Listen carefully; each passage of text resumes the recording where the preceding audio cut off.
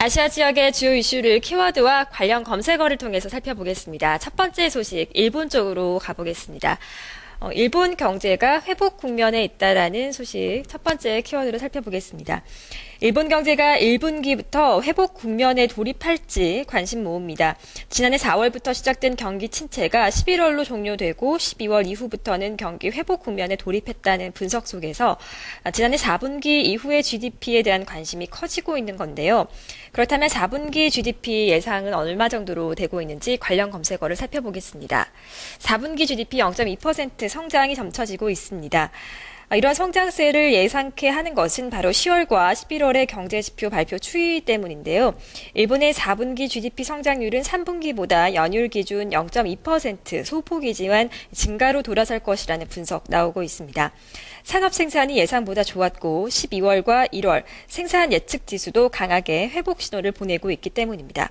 수출과 설비 투자가 감소세로 경기 회복의 발목을 잡고는 있지만 개인 소비와 주택 투자 등이 경기 회복세를 이끌고 있습니다. 자, 이렇게 4분기를 지나고 나면 본격적으로 앞으로 1분기에는 플러스 성장을 기대할 수 있는 것이 아니냐는 성과도 나오고 있는데요. 올해 1분기부터는 플러스 성장이 예상되고 있습니다. 자동차 판매는 바닥을 쳤고 또 복구 수요를 중심으로 공공투자가 크게 증가하고 있기 때문입니다. 경기 회복의 또 하나의 걸림돌인 중일 관계의 악화 또한 최악의 시기는 벗어났다는 인식 속에서 수출 또한 회복세로 돌아설 것으로 보여서 1분기 GDP 성장률은 연율로 2% 정도로 크게 회복될 것이라는 기대감이 나오고 있습니다. 두 번째 키워드 중국 쪽으로 가보도록 하겠습니다. 두 번째 키워드는 중국의 FDI, 즉 외국인 직접 투자 규모가 감소세에 있다는 소식입니다. 이렇게 규모가 감소세로 돌입한 것은 3년 만에 처음입니다. 제조업을 위주로 중국에 투자한 외국 기업들의 철수 현상이 이어지면서 외국인의 투자 매력도가 악화된 것으로 보이는데요. 관련 검색어를 통해서 어느 정도로 수축이 됐는지 살펴보겠습니다. 1,117억 달러인데요. 어제 중국의 상무부는 지난해 중국의 FDI 규모가 지난 2011년보다 3.7% 줄어든 1,117억 달러에 머물렀다고 발표했습니다. 상무부는 당초 2012에서 2015년 연간 목표를 1,200억 달러로 정했지만 여기에 못 미치는 수준이 나온 것인데요. 중국의 연간 FDI 규모가 감소한 것은 지난 2009년 이후 3년 만입니다.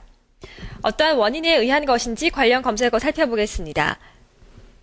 7개 분기 연속 성장률 둔화가 원인으로 지목되고 있습니다. 중국의 경제 성장률이 지난해 3분기까지 7개 분기 연속으로 둔화가 되면서 7.4%까지 내려갔는데요.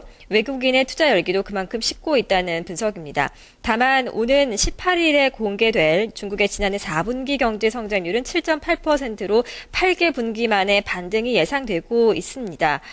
국가별 대중국 직접 투자를 살펴보면 유럽연합이 61억 1천만 달러로 3.8% 줄었고 한국과 일본을 포함한 아시아 주요 10개국은 957억 4천만 달러로 4.8% 각각 감소했습니다.